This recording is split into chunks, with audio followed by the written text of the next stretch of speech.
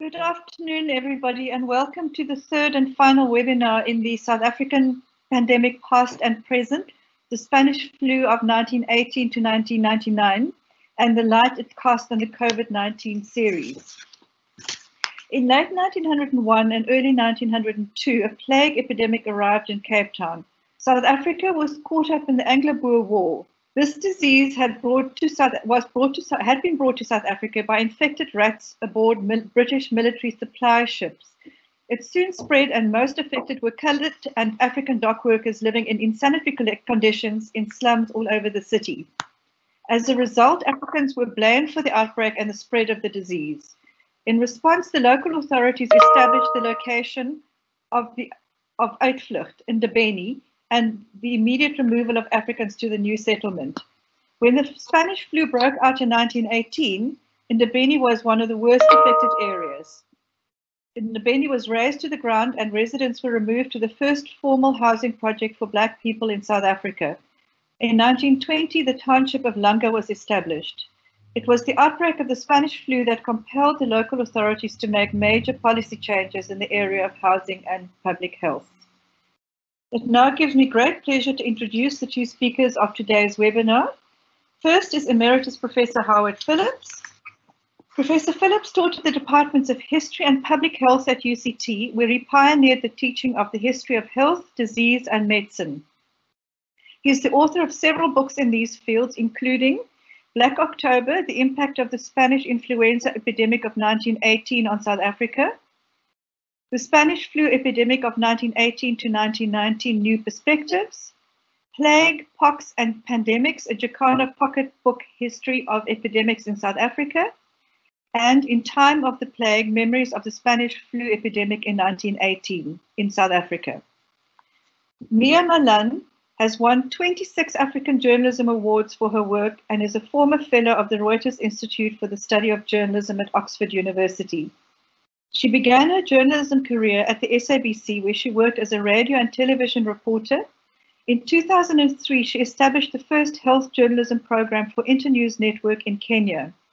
3 years later, she moved to the Internews head office in Washington, D.C., where she was the organization's senior health journalism advisor. She is currently the editor-in-chief of the Becky Sisa Center for Health Journalism, which she founded in 2013. Please welcome Professor Phillips and Ms. Mia Malan. Thank you. Good afternoon. Good afternoon to everyone. Thank you very much, Mehdi. This is, as Mehdi said, this is the third of 3 seminars looking at the Spanish flu. And the reason that we're looking at the Spanish flu is very much because it provides perspective. It provides perspective on our past, our epidemic past, but it also provides a perspective on COVID-19, the contemporary, the current pandemic, which has engulfed our country and our world.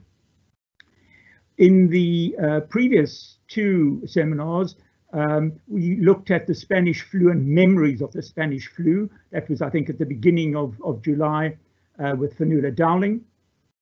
And then a fortnight ago, Ed Rybitsky, I hope I've got his name correctly enunciated, and I spoke about the virological dimensions of the Spanish flu, and that inevitably also cast light and raised questions about the coronavirus. So today's third seminar looks at public health, the perspectives of public health, both in 1918, and then we hope, as Mia and I discuss this aspect, we will also be able to cast some light on public health in the midst of the COVID-19 pandemic, and perhaps even beyond that. So really, that's where our discussion today will go. We'll start looking at public health and the Spanish flu, and then move forward in time. Mia, over to you. Thank you, Howard, and I'm very excited to be part of the discussion and to be in conversation with you. And since we're focusing on public health today, I wanted to get right into it. You have often mentioned that two of the things that epidemics do is that they point out the inadequacy of systems, and then they speed up the processes to fix those inadequacies, which would otherwise have taken years or decades to achieve, and those often involve government policies. And in the case of the Spanish flu, it was the inadequacy or the lack of a developed public health system that was exposed, and that was then the process of that sped up because of that Spanish flu epidemic. If you could tell us more about that in that interesting way that you describe it in your books, that would be very insightful. Yeah, thanks, Mia. Really what we need to remember that the organization of public health in South Africa in 1918 was very, very rudimentary indeed. And in many ways, that was the result of a political decision. Back in 1910, when the Union of South Africa had been created, practically no attention was paid to health matters.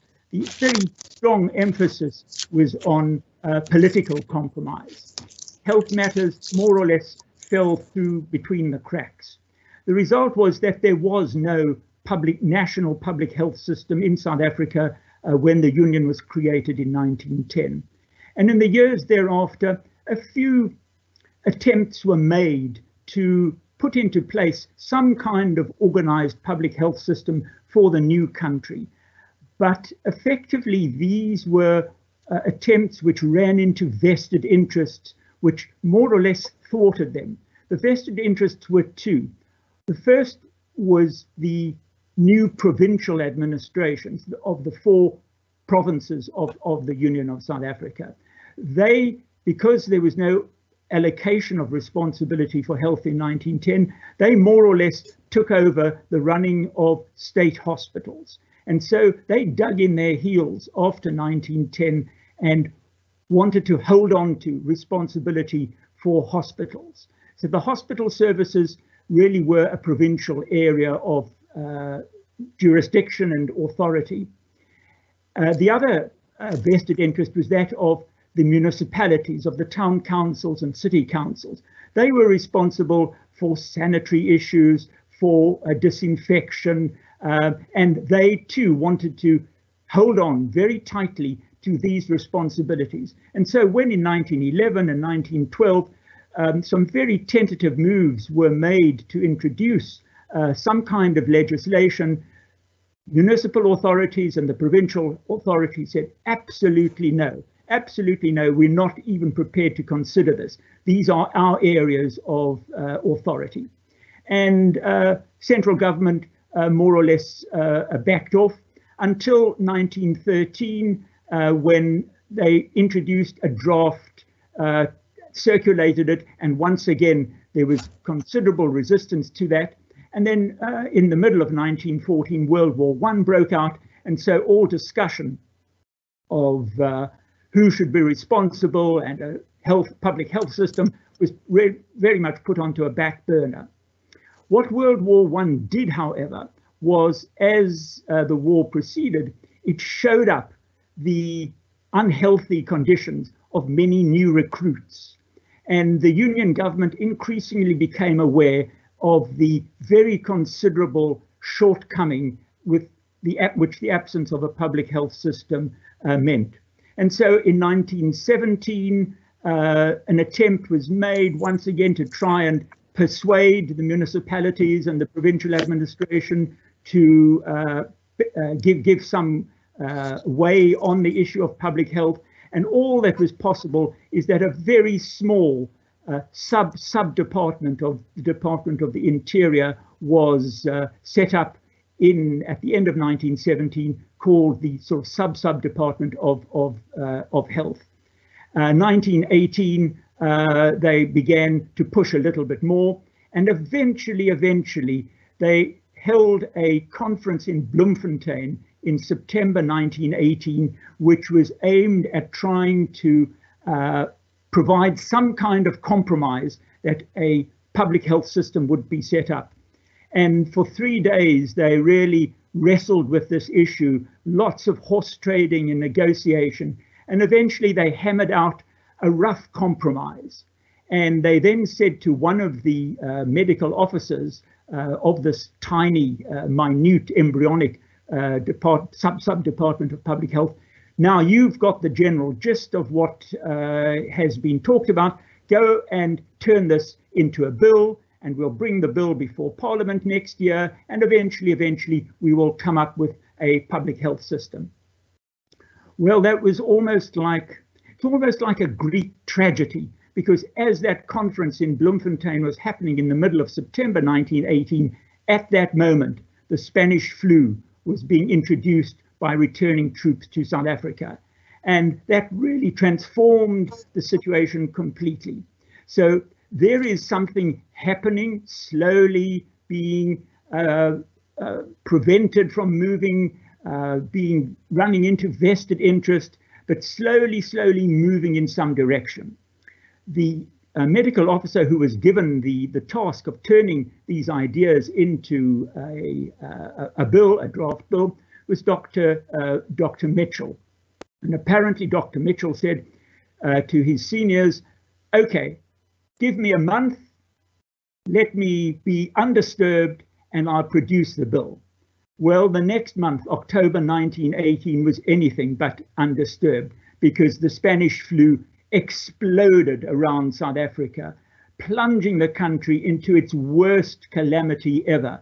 In the space of 6 weeks, 5–6% of the population died. It's about 300,000 South Africans, 350,000 South Africans. It was an utter catastrophe.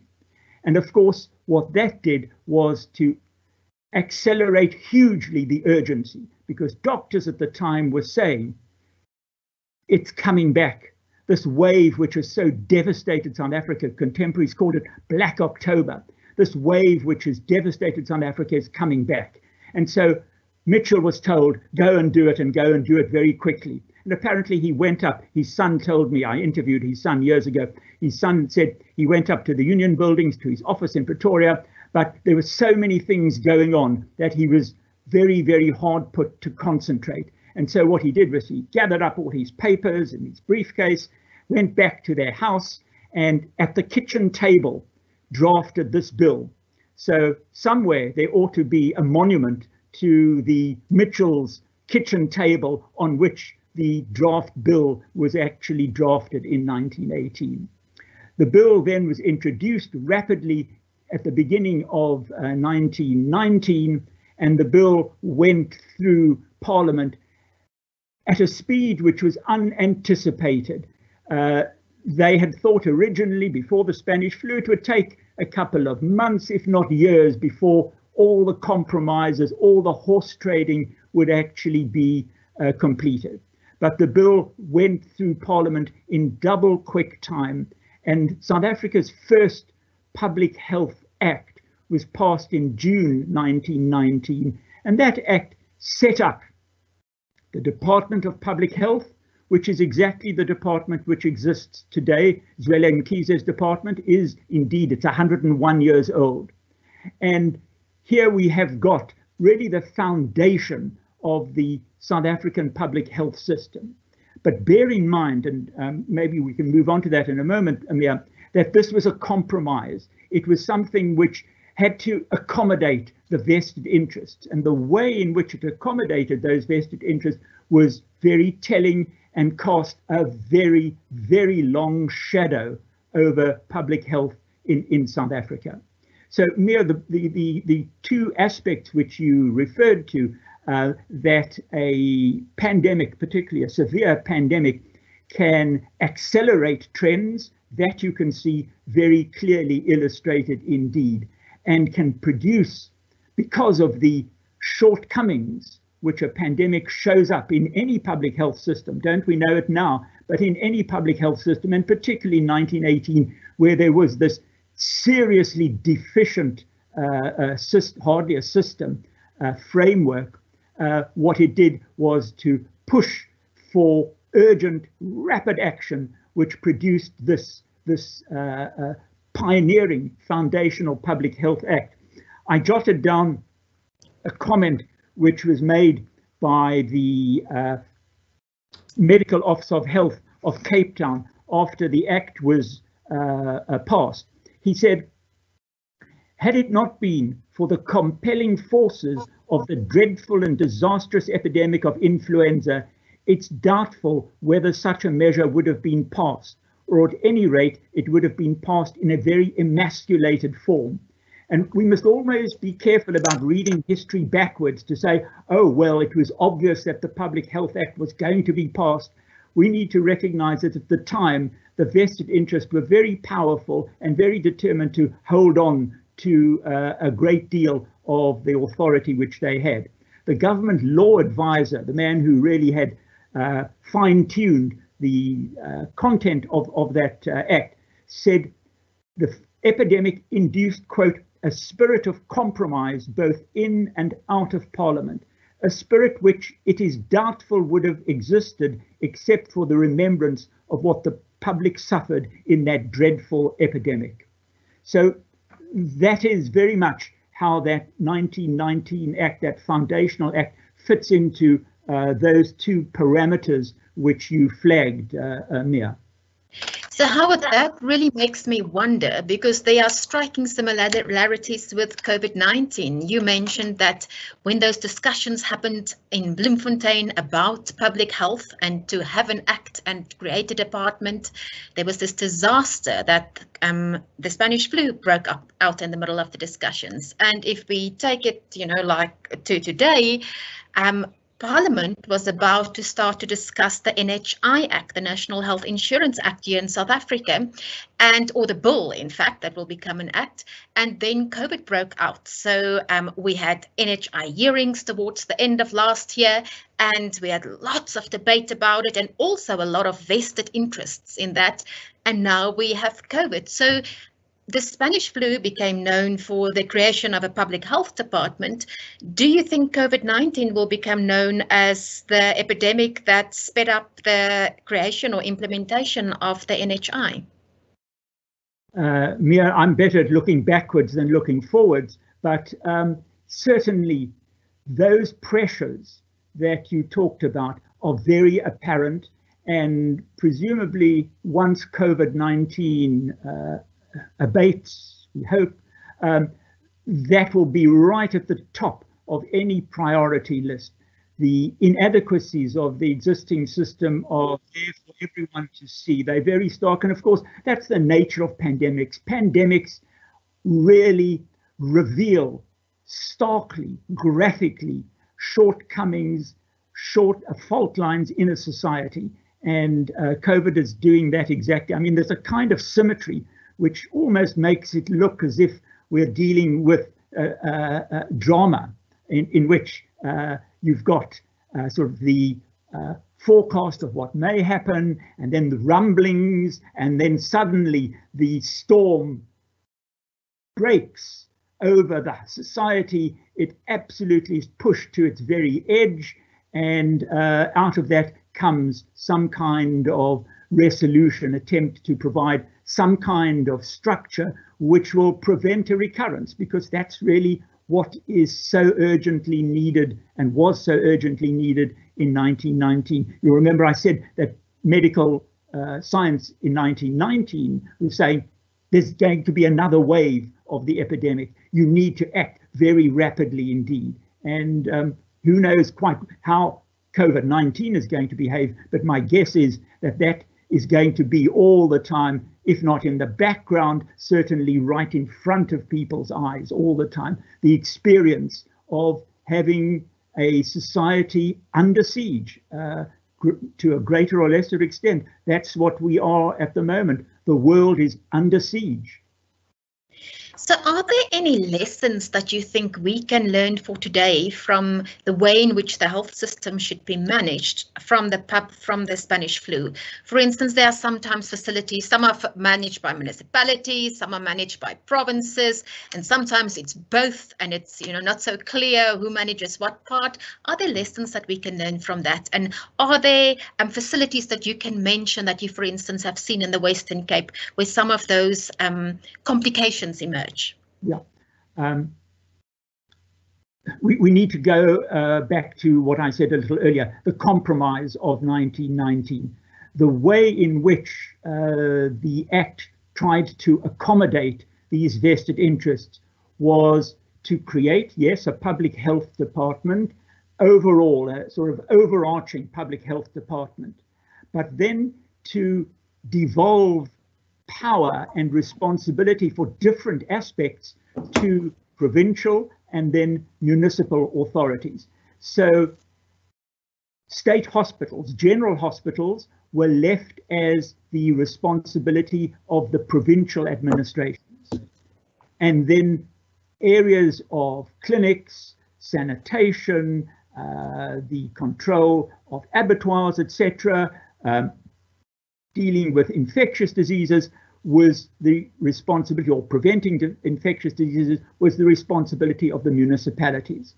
So right in at the cradle of this national public health system in South Africa in 1919 was a divided, fragmented public health system in which the overarching department had responsibility, but really the activities remained very much the activities of hospitals at provincial government and municipal authorities taking responsibility for day-to-day activities. And that really meant that from its cradle, the public health system was one which was seriously dysfunctional. Already in the 1930s, again, let me quote you from a contemporary in the 1930s, looking at this triply divided public health system created in 1919, a public health official said, confusion, inefficiency, inertia, and extravagance are all to be laid at the door of this illogical division of public health duties. And that remained the case. This fragmented system continued as the core feature of South Africa's public health system. You asked me, Mia, about any sort of direct examples of that. A couple of years ago, I was teaching a course on public health to senior students, many of whom had had experience already of working in the public health system. And as I explained to them how this deeply divided, fragmented system came into being, I could see one of the students, I could almost hear the penny dropping. Suddenly, something clicked, and he said, I need to explain something to you. You've now made it clear to me why a building should be painted in two colors. I said, what do you mean? He said, I worked in Cape Town in a building which was shared between a day hospital, which is provincial administration, and the municipality responsible for the clinic. And I could not understand why the same building, halfway through the building, the color of the walls changed. And now you've explained it to me, because the one half of the building fell under the provincial administration and the budget was X amount, and it embarked on the paint work when it wanted to and used whatever color it chose. And the other half of the building was the municipal authority, and it had its own budget and its own paint suppliers. And so here for me was very, very literally colorfully demonstrated the effect of the division between the different levels and the different layers of authority. And that has been the hallmark of South Africa's public health system at enormous cost in terms of, as that quote put it, at enormous cost of efficiency, of duplication, of poor allocation of resources. And tellingly, that 1919 Act remained in place until 1977. So it was amended, I think 21 times, but always sort of tinkering with the original Act, but no significant transformation. And eventually in 1977, a new Health Act was passed. And the new Health Act had at its core also the triple division of health for the South Africa. So between 1919 and 1977, that division was very firmly in place. And from 1977 through to the current Health Act, that has remained in place with all the very serious deficiencies and shortcomings which have overridden smooth and well-functioned and efficient running. The 2003 Act, the one under which we currently live, actually says that provincial health departments are created by the Department of Health. Unlike the 1919 and 1977 Acts, it actually gives to the Central Department of Health the authority to actually literally make or break. So I'm wondering whether after the 2003 Act was passed, whether that allowed it to actually try and rationalize, to streamline to some extent this division.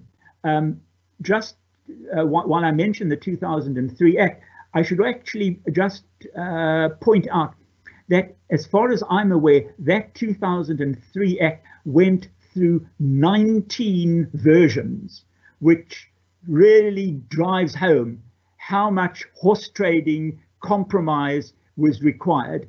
Back in 1919, that happened in double quick time because of the fear of a return of the flu. So Mia, can you tell me a little bit more about the 2003 Act, the run-up to the 2003 Act, and whether it actually addressed this very palpable, very obvious division of public health in South Africa? So it's very interesting how if we look at what, say, has happened in the past 10 years in health in South Africa, then a lot of those aspects haven't been addressed. So you may recall our previous health minister, Aaron Motsoaledi, often had to intervene in provinces and provincial health departments when things didn't work out. But that his biggest complaint always was that he doesn't have the power to really instruct them what to do. Because the way that our constitution is constructed, means that a national health minister is not the supervisor of a health MEC. So that national health minister cannot supervise the budget of that health MEC. It's the premier in the province who will be doing that. So at best, that national health minister can intervene through political power. And that means whether the minister has a strong relationship with a premier of a certain province. And if you recall, say in the past 10 years, there were huge issues in the Free State with the health system up until about 5-6 years ago, well still, but very much then, they ran out of antiretroviral drugs, HIV treatment all the time. And Aaron Motsoaledi at the time sent in teams, to go and evaluate hospitals and clinics, but that's really all he could do. The team would go in, they would assess what happened, make recommendations, but it would leave and the problem would continue. And more recently in the Northwest, it was last year or the year before that with all the public protests. And there was also a lot of Gupta corruption there with the head of the health department, with contracts that went out to clinics that really didn't have the equipment that they required to have. And I remember interviewing Motsoaledi at the time saying, you know what, I couldn't do anything. I did not have the power to intervene beforehand. So what's interesting for me at the moment is our current health minister, Zweli Mkhize, is a politically very, very powerful man, much more powerful than Aaron Motsoaledi. So Zweli Mkhize has been in the top 6 of the ANC when he was Treasurer General until about 2-3 years ago. And he has been able, for instance, with the current coronavirus crisis, to send in a team into the Eastern Cape that does more than the teams that has a little bit more power than what those teams in the Free State, for instance, had under Motsoaledi's reign. But it might also very well be because there's such an unprecedented crisis now. But interesting, one of the things the National Health Insurance Bill is trying to change is to change that power balance. The bill suggests that the money at the moment, how the budget for the health departments work, is Treasury will have a budget, and some of it will go to the National Health Department, and then it would be distributed to provinces, and the provinces control those budgets. But the National Health Insurance Bill wants to change that and say, we want all this money to go into, or most of the money to go into a central fund. And that fund will then not give the money to provinces to pay hospitals. It will either pay large hospitals directly, or when it comes to smaller clinics and primary healthcare clinics, there will be contracting units that the money is paid to, and that will then go to the clinics directly. And one of the arguments is that there will be, if there's a central fund, there's more control over what will happen to the money, but also that there will be a bit more control as to the performance of those clinics, because you would have to get approved by an authority in South Africa that looks at the quality of health services. And if you don't maintain that quality, or if you, for instance, don't adhere to the standards, for instance, have enough health workers who's appointed at your clinic, you wouldn't get approval and you wouldn't be able to participate in the National Health Insurance. But that's all in theory. In practice, there's huge doubts around whether districts where those contracting units would be created would, in fact, they traditionally not very good with management. Would those units be, operating well so that those payments can be managed? Also, there was a survey or a sort of an audit done about 2 years ago by the authority that assesses these clinics. And in the Eastern Cape, almost not a single government clinic really adhere to the standards. So would they be able to register for the NHI?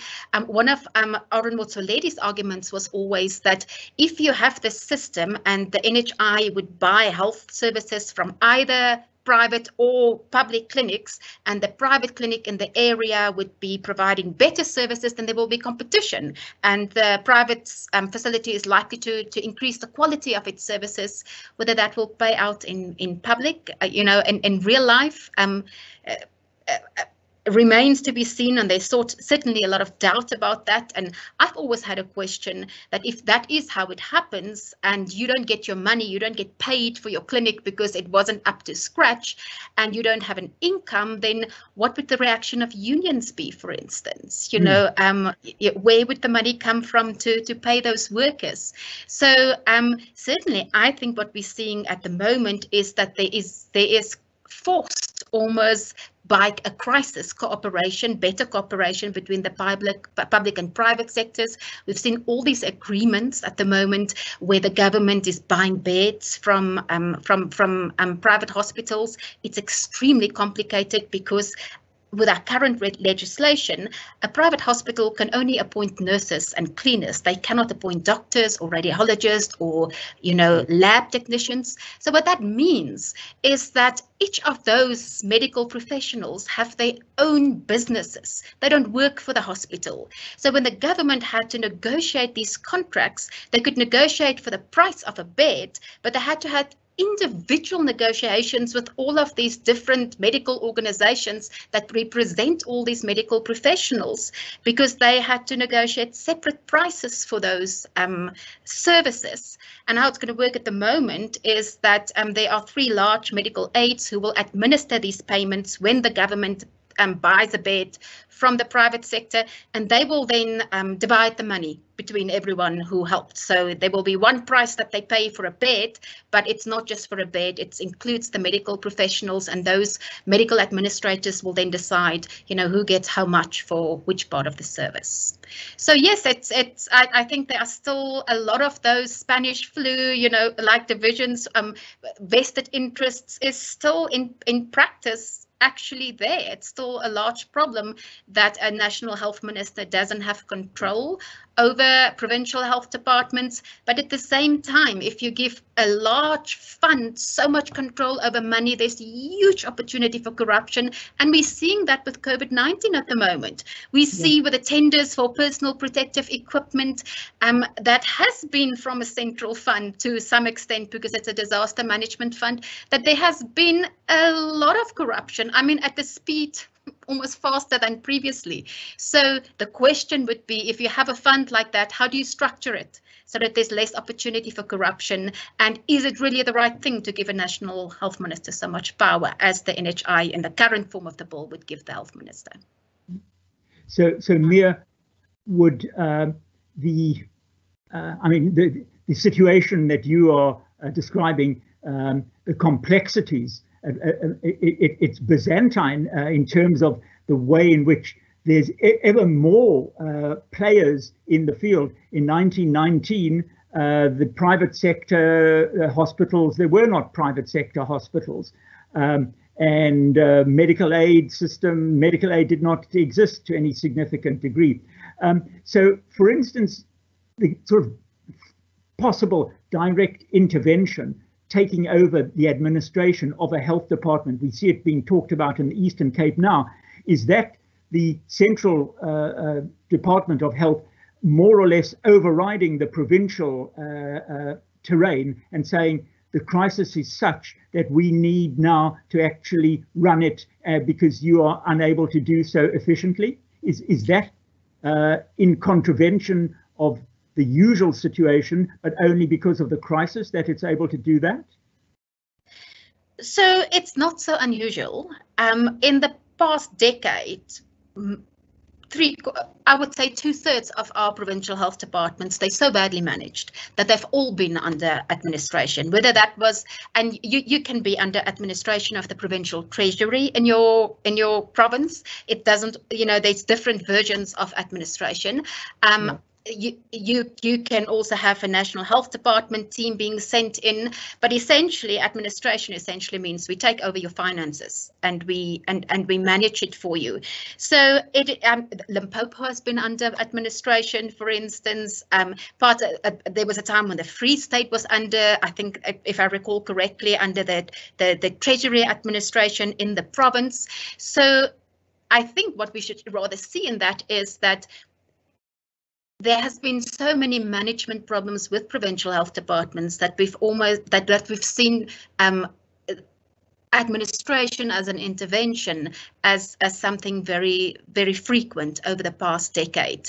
That there's actually other problems we need to fix, because this taking over the administration is just a symptom of what is wrong, that something must change in the system, but there's a lot of disagreement as to what exactly needs to change. But when it comes to medical aids, the National Health Insurance Bill suggests that medical aids as we currently know them will cease to exist. They will only become forms of top-up cover. So they will only be able to buy services that the National Health Insurance doesn't provide. But of course, you said that, mentioned that epidemics speed up processes. It could speed up the process of access to universal access to healthcare. It may not be exactly in the form of the NHI, but some sort of a universal access to healthcare. But it's also slowed it down a little bit at the moment because we haven't had that parliamentary process that is legally required before the bill can become an act to discuss it, and also among the National Council of Provinces, so that we have arguments about it, and it needs to be approved before it can become an act, even though Cabinet has already approved it. Yeah. In 1919, they actually did send it off very briefly to a select committee to take special evidence. My guess is that NHI bill would go to select committee big time, and for a long time, as all of these vested interests make representations. Mia, there's one question which I've picked up, just keeping an eye on the question. Someone has asked, would a basic income grant not actually be a more effective way to empower people to care for their own health than an NHI? Some thoughts on a basic income grant as a different way to address the problem? Well, I'm not sure, how well placed I am to answer that, but what I can say is that a basic income grant, obviously, if you have enough food and you can look after your immune system, that helps a bit. But A basic income grant is certainly under discussion in the government at the moment. We have the 350 rands a month COVID grant, and there's a discussion that we have a larger grant for, I think, if I remember correctly, everyone between 19 and 58, sort of that age range. But you have no control over what people do with that money. Yeah. If you have an infectious disease outbreak, that grant is not going to save you from it, right? We see it with COVID at the moment. You can have as much money as you want. You can't really escape the virus. What I do wonder about, and there's a question about it here for you, is you've mentioned in your books that mass graves were a very prominent feature of the Spanish flu, that people were really buried every afternoon in masses, in hundreds or 200s at a time. And there's a question about someone who's asking, my grandmother succumbed to the Spanish flu in 1918 in Ruijebel in Oudtshoorn in the Jewish cemetery, and I'm told people were buried in mass graves. Were that the case or not? And maybe if you can relate it a little bit to what can we learn from the way in which that was done today for COVID, because we, in Gauteng, we've certainly looked at cemeteries preparing many graves for people succumbing to COVID-19. Whether they would be mass graves, I'm not sure, but certainly in a much more intensified way than normally. Yeah, there's no direct link between what we were just talking about, the basic income grant, and mass graves. We should just make that clear. The situation varied in 1918. In certain towns and cities, Cape Town, Kimberley in particular, Kimberley was probably the worst hit city in South Africa by far, where quite simply the number of bodies piling up exceeded the ability of the authorities to bury people in individual graves. And in some cases in Kimberley, particularly amongst miners at De Beers, De Beers dug a huge, literally single mass grave and buried miners one on top of the other, wrapped up just in blankets. That's probably the most extreme case. In Cape Town, there's a bit of a myth that there was a mass grave, people being buried on what was then Woodstock Beach. What actually happened in Cape Town is that, because rather chillingly, a number of people who were thought to have died, in fact, were just unconscious and woke up in the back of a funeral van. The authorities said, first let us lay out on the beach people who have died. And so they laid out on the beach at Woodstock corpses, not of the whole population, but particularly from District 6, the most overcrowded parts of Cape Town, where the mortality was very high. And they allowed those bodies to remain there perhaps overnight, and then buried them, not in a mass grave. I can understand that contemporaries, perhaps who saw this dreadful spectacle of bodies laid out on the beach, may well have thought that it was a mass grave, but in fact, in a sense, it was a precautionary measure to prevent the burial of someone who, in fact, was merely unconscious. So generally, mass graves were not the norm, but in particular cases, Kimberley being that most obvious example, yes, mass graves were dug, and one layer off the other. I do actually remember, trying to get my memory up, I read an account, a memoir by a minister in Kimberley, and he said, we used to have 4 sessions in a day of burials, and we would bury the first lot, sprinkle some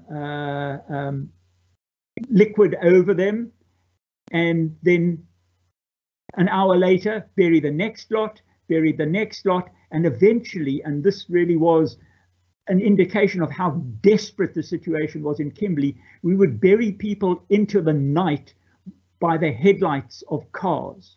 So Kimberley was an absolute disaster area.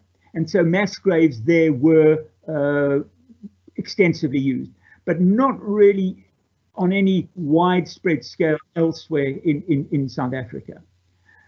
What are the lessons for today? Well, should we not be ever near the same level of mortality? COVID-19 is very frightening. 120, 190 people die each day at the moment. In 1918, people were dying at the rate of 400 and 500 and 600 per day. It was an infinitely more vicious pandemic than COVID-19 has been up to date. It was a pandemic which literally swept through the entire population. It is thought, though we'll never have figures, that maybe 60% of the population actually contracted it. But one of the consequences of that is that very rapidly herd immunity was acquired. So the flu literally lasted 4 to 6 weeks. COVID-19 doesn't have the same character, thank goodness, and should it never add that same lethality to it. So mass graves at the moment, I think, are not really to be considered. But who should speak in advance of the way in which a deadly virus behaves and continues to behave with any certainty? I certainly cannot. There's a question here, Howard, asking, so was there a vaccine for the Spanish flu? And can you extrapolate from 1918's Spanish flu to offer some idea of how long this current epidemic may abate? And I think you've answered some of it, that people died so much quicker and herd immunity was acquired so much quicker. And it's obviously hard to look into the future, and it all depends on when there's going to be a vaccine and how well it's going to work. But if you could maybe give your opinion on that. Well, I'm happier answering the first question than the second. The important thing to remember is that in 1918, medical science did not know that there was something called a virus.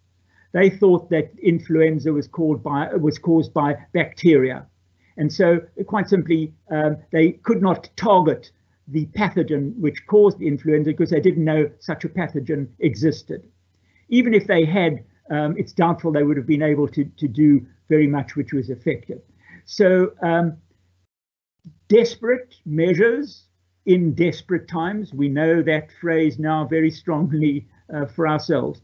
The South African Institute of Medical Research was put under enormous pressure by the government to produce some kind of vaccine, do something. Government must at least try and show that it's responding in a way which might be effective. So enormous pressure put on the Institute of Medical Research to produce a vaccine. And that Dr. Mitchell that I referred to a little earlier as the man who actually drafted the bill, wonderfully for the historian, he actually kept a record, which I have read, which is in the archives, of his telephone conversation with the director of the Institute of Medical Research in Johannesburg. And he says, I told him, the government says you must produce a vaccine at once. And Spencer Lister, the head, says, how can you expect us to produce a vaccine in a matter of weeks? It's a long process, etc., what we are hearing now. And Mitchell says, that is the instruction. And Lister says, well, I'll do something, but I'm just going to throw the kitchen sink at it. I don't know what causes it. And he puts in a range of pathogens, hoping that something will actually work. So a vaccine was produced, but it had absolutely no guaranteed effect because quite simply they didn't know what caused influenza. There was a laboratory in Cape Town, one or two commercial laboratories, which also produced vaccine. The reality is that medical science really was completely blindsided, dumbfounded. They quite simply didn't know how to handle this disastrous epidemic. Probably the best kind of treatment that was available was nursing, good nursing, bed rest, that's probably in 1918 what was the most effective way of surviving the Spanish flu. Doctors were at a loss. Again, let me just quote again, for me, very dramatically.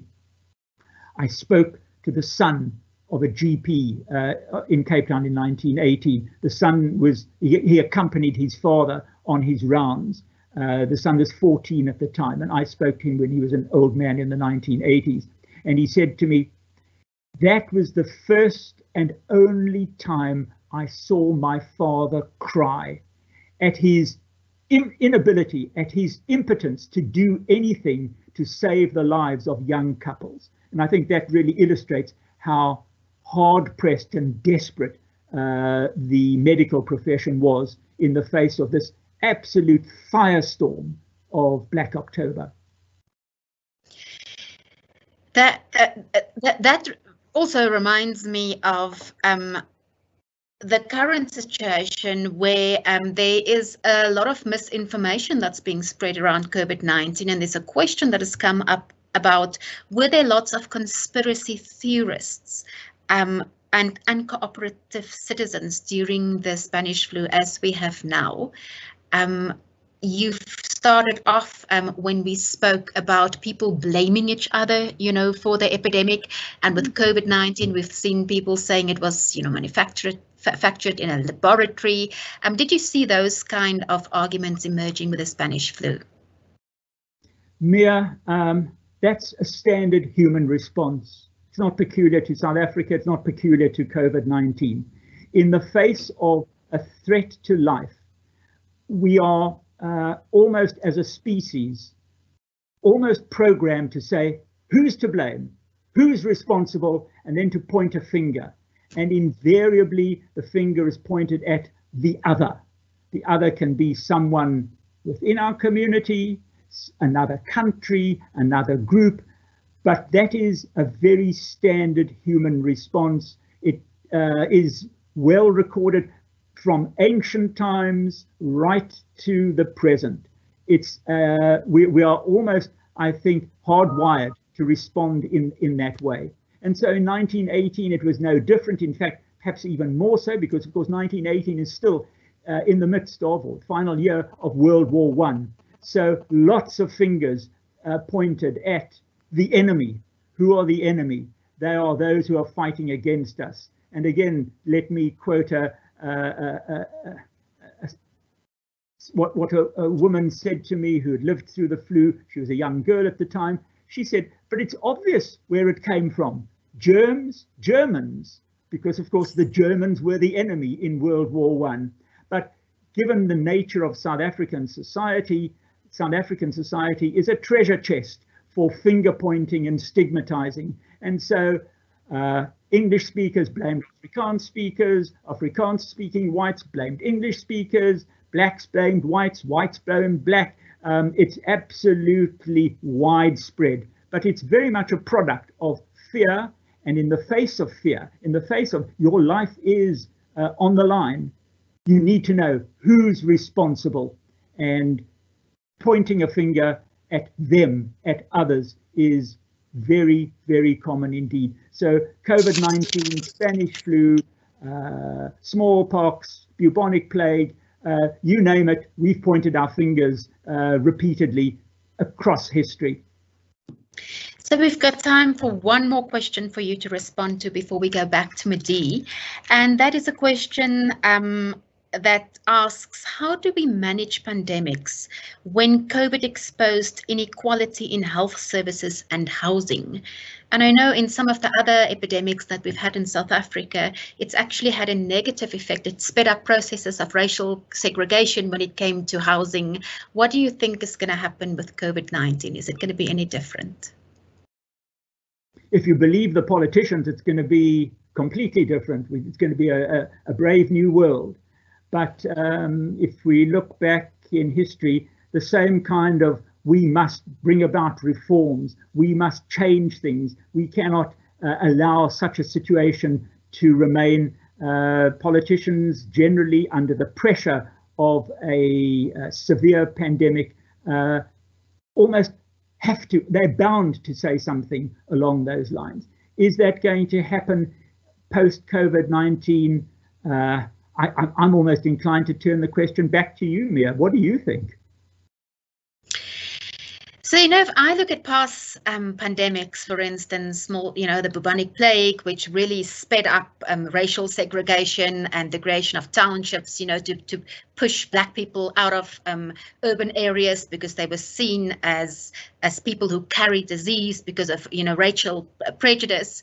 If I compare that to something like HIV, which gives me a little bit of hope, is that with HIV, exactly the opposite happened. Human rights became an issue and became more, it became something that helped people with human rights, for instance, access to treatment or non-discrimination in terms of policies, compared to other epidemics, which really decreased the amount of human rights that people had. So I'm hoping that we can build on the activism of HIV and looking at ways to reduce, using COVID, looking at ways to reduce inequality in terms of policies. I am hopeful that we've got a strong civil society. I am who will push for these sort of things to reduce the divide between rich and poor for the health system. What I'm concerned about is corruption. If we see it so early in this epidemic, if we don't have really thorough ways to try and very structured ways to prevent it, I think it could become a feature. I think COVID is going to continue obviously longer than the Spanish flu because the death rate isn't nearly as high.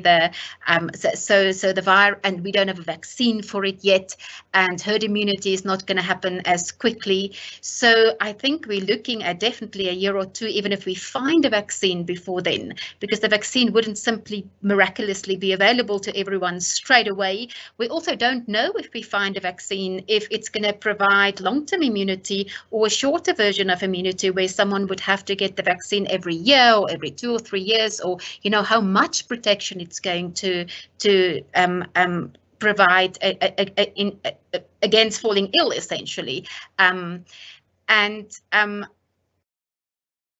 I'm hoping that we can take lessons from HIV, because I do think we gained a lot from HIV when it came to advancing human rights.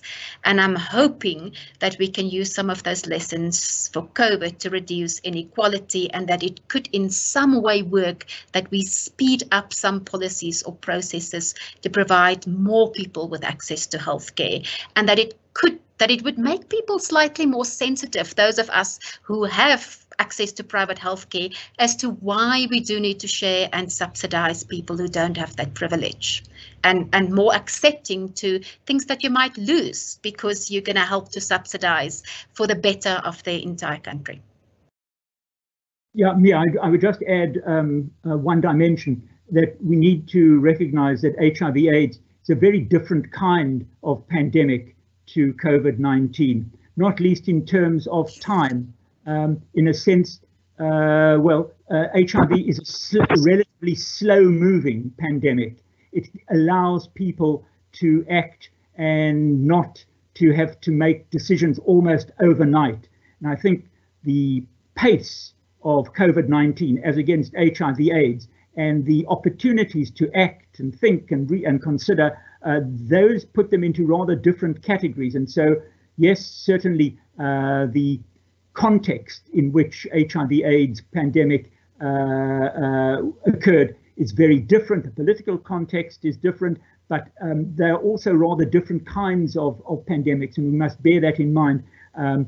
Different pandemics have different shapes and characteristics, and we shouldn't lump them all together as all pandemics. They do have distinctive features, and that's a very distinctive feature of HIV/AIDS as against COVID-19, as against Spanish flu, which absolutely tore through the country and around the world at a pace which makes COVID-19 look relatively leisurely. Yes, I think you've got a very good point there, Howard, that HIV gave us the time to develop those policies, because it was a slow, or is a slow moving epidemic, where a fast moving infectious disease such as COVID doesn't provide all the time. I'm just hoping that we could draw from the lessons from an epidemic that we had some time for, and hopefully use some of that. Mehdi, I think there's 2 minutes left, and we're going to cross back to you now to say goodbye. Thank you very much. Thank you, Mia, and Professor Howard Phillips, for an absolutely wonderful, rich, and fascinating webinar. For those who want to listen to this again, we will be recording. It has been recorded, and we will be putting it on the Center for Extramural Studies at UCT's website. You may want to listen to it again. Thank you, and good afternoon, everybody.